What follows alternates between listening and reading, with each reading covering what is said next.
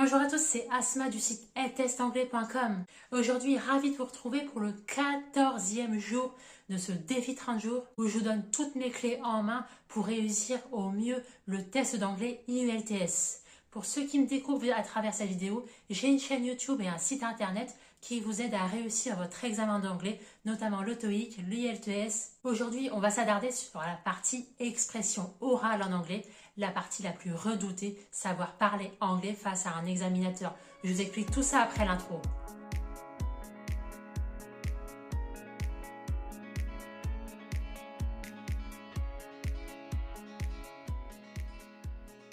Alors je profite des fois dans les vidéos pour m'excuser parce que je ne suis pas du tout à l'aise à l'oral. Et en fait, véritablement, je sors de ma zone de confort à chaque fois parce que je tiens réellement à vous partager mes astuces, mes conseils pour réussir au mieux votre préparation à votre examen d'anglais. Je sais particulièrement que ça peut être vraiment stressant et vraiment, j'y mets tout mon cœur. Ici, on est déjà plus de 2000 sur cette chaîne, notamment avec le TOEIC. Votre soutien et votre réussite me font très plaisir et je vous remercie vraiment pour vos encouragements. J'ai un niveau C1 en anglais et pourtant, malgré tout, ça n'empêche pas que j'ai encore beaucoup de mal à m'exprimer, mais à travers mes hacks, mes astuces, mes conseils, vous pouvez tout à fait y arriver parce que ma méthode, elle est transposable à tous les candidats, quel que soit l'examen que vous préparez. D'ailleurs, si vous vous apprêtez à passer l'IELTS prochainement, n'hésitez pas à récupérer toutes mes fiches personnelles, ça se passe en description et je vous aide sur 4 jours à démarrer sereinement vos révisions, à aborder au mieux votre préparation et à optimiser au mieux votre score final. Donc pour commencer, la clé de réussite à un examen d'anglais, c'est de connaître son format. Et ici, on va s'attarder sur le format de la partie expression orale en anglais. Ça va déjà vous donner des pistes sérieuses pour aborder plus sereinement cette section la plus redoutée, je trouve. Donc d'abord, il faut savoir que cette partie, elle dure entre 10 et 15 minutes. 11-14 minutes en fait, précisément, mais on va arrondir à 10-15. Et ici, vous êtes face à face avec un examinateur. Donc déjà, le niveau de pression, il est énorme, de stress également. Et ça se déroule toujours en 3 étapes que je vais vous expliquer dès maintenant. Donc d'abord, on va vous poser des questions générales, histoire de vous mettre un peu à l'aise. Ensuite, vous allez devoir présenter un exposé court sur un sujet donné. Et ensuite, la 3e phase de cette partie expression orale, ça va être une discussion un peu plus poussée sur ce même thème abordé dans la partie précédente, la partie 2. Alors ici, le but, c'est pas forcément de tester vos connaissances, je trouve, mais ça va être plutôt de vérifier comment vous vous exprimez en anglais concrètement, en fait. Donc votre fluidité, votre vocabulaire, votre grammaire et votre prononciation, on le verra un peu plus tard, seront évalués ici. Alors cette épreuve, elle est essentielle. Elle a le même poids que les 3 autres parties de l'IELTS. Et ici, vous allez vraiment, réellement déterminer et montrer votre capacité à vous exprimer à l'oral et en situation concrète et réelle du quotidien. Donc maintenant, on va revenir plus en détail sur les thèmes qui peuvent être abordés dans ces 3 parties de ce volet expression orale ici. Dans la première partie, l'examinateur va commencer par vous poser des questions très simples, histoire de briser la glace. Donc ça va être par exemple le logement où vous habitez, la ville où vous résidez, vos études, votre travail actuel, vos loisirs, vos passions, votre famille et vos amis. Et réellement, ces questions, elles vont servir à évaluer votre aisance naturelle en anglais et votre capacité à parler simplement sur des sujets familiers. Alors, je ne vais pas vous donner forcément d'exemples concrets de phrases en anglais telles que vous pourrez les entendre. Je vous laisse découvrir tout ça dans ma mini-formation. J'aborde ce sujet-là dans le premier jour, la partie speaking. Je fais un focus sur cette partie-là en premier lieu. Même si lors de l'examen réel, vous allez passer cette partie-là en dernier. Là, c'est la partie speaking, c'est la partie qui pose le plus de problèmes, qui me pose aussi le plus de problèmes.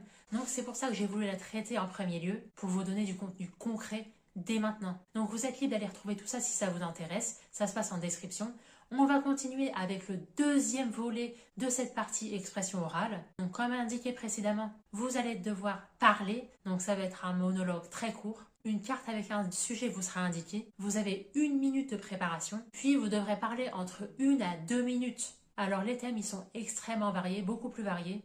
Ça peut être au sujet, par exemple, d'un voyage, d'un film que vous avez vu, d'un événement marquant. Votre objectif ici, c'est de parler sans interruption et en organisant naturellement vos idées. Alors ensuite, le 3e volet de cette partie speaking, vous allez reprendre le 2e thème.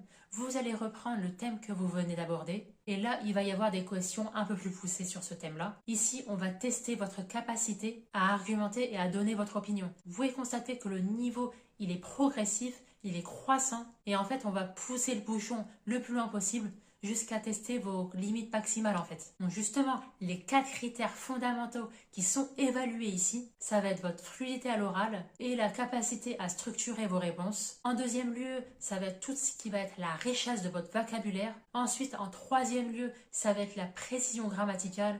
Alors je conçois parfaitement, la grammaire c'est ce qu'il y a vraiment de plus chiant à apprendre, ça me révulse autant que vous, mais malheureusement vous êtes obligé de passer par là quand vous préparez un examen en anglais. Et ensuite en quatrième lieu, ce qui va être évalué, comme je l'ai brièvement dit précédemment, ça va être votre prononciation. Alors attention, ne confondez pas prononciation et accent. On ne recherche pas ici à avoir un accent parfait ou quoi que ce soit. Ce qui va être évalué, c'est ici votre capacité à prononcer clairement, de façon compréhensible et naturelle, les mots en anglais. Quel que soit le pays où vous habitez, chacun a un accent différent. C'est pas du tout un critère de notation. Alors ensuite, il y a 2 questions que je me suis posées. Vous êtes peut-être posé ces questions aussi. Est-ce qu'on enchaîne l'oral après avoir enchaîné les 3 parties? Donc à savoir la partie listening, la partie reading et la partie writing qu'on a réalisé. Alors la partie expression orale, c'est particulier en fait parce que ça s'enchaîne pas forcément le jour même. Vous pouvez être amené à passer à une date ultérieure. Ça va être réellement selon les disponibilités de votre centre d'examen. Donc ça aussi c'est une chose à anticiper. Alors ensuite, deuxième question primordiale, comment s'entraîner au mieux? Pour la compréhension écrite et la compréhension orale, c'est plus évident en quelque sorte, mais tout ce qui va être travaux d'expression écrite et orale d'ailleurs, c'est un peu plus compliqué. Alors comme indiqué aussi pour la partie expression écrite, j'ai une très bonne nouvelle pour vous, c'est qu'on est arrivé à l'ère de l'intelligence artificielle et que vous pouvez vous aider des outils IA pour améliorer votre expression orale en anglais. Vous pouvez parler avec une IA, vous pouvez lui demander ses feedbacks en temps réel, même si vous n'êtes pas forcément à l'aise en anglais. Vous lui demandez ses feedbacks et son retour en français. Vous échangez avec elle. J'en ai d'ailleurs fait une vidéo exprès à ce sujet. Je vous mettrai les 2 liens en description. Comment apprendre l'anglais avec ChatGPT et parler avec un robot comme ChatGPT. Alors par ailleurs aussi, dans le premier jour de ma formation 4 jours, je vous donne mon hack ultime pour non seulement faire d'une pierre 4 coups, mais également améliorer votre expression orale. Je vous laisse découvrir tout ça si vous voulez aller plus loin que cette vidéo. Aussi, si vous voulez encourager mon travail, likez cette vidéo avant de partir, ça me ferait très plaisir. Et abonnez-vous si vous voulez recevoir mes dernières infos sur l'IELTS. Je vous retrouve demain déjà pour le 15e jour, ce défi 30 jours. Et je vous dis très bon courage. À très vite!